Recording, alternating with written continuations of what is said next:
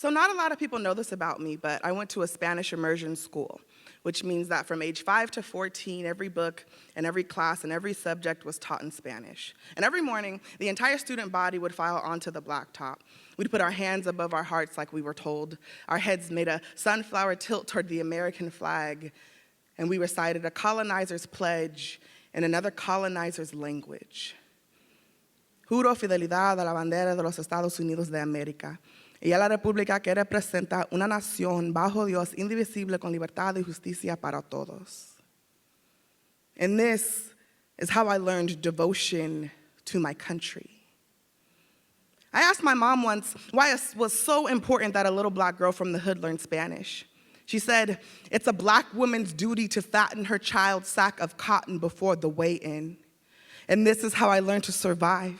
That bilingual black girl is equal to, but never greater than, mediocre white man. That this black body is just as valuable as the space between its shuck and its jive. Another time, Columbus Day, I recounted what I learned of this discovery to my father at dinner. He let me finish, then showed me what it means to bend the truth into a textbook. How native becomes extinct, black becomes property, and rapist becomes president.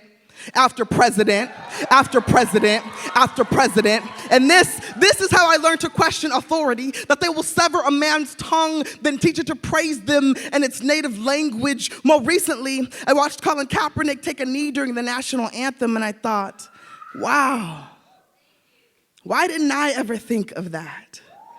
And this is when I realized that I was not taught to think, I was taught to recite. Juro fidelidad a la bandera de los Estados Unidos de América. Juro fidelidad a la bandera de los Estados Unidos de América. There is no devotion and obligation. Fuck your pledge. And whatever language it bleeds from your mouth, I took a punch to the face every morning from age 5 to 14. And now my jaw is a rickety ship on its way back to mother tongue. From now on, I will only pledge allegiance to the disobedience, to James Brown's I'm black and I'm proud. I pledge allegiance to the Weeds rotation, to Oakland, to 45th and Telegraph, to wine-flavored black and mild in the same place I buy my tamales. I pledge allegiance to San Diego, California, every black and brown struggle in the country that borders it, and the language we all learned at the hands of the same kind of oppressor. May my days of disobedience to this country's glory outnumber the days my mind has spent in bondage.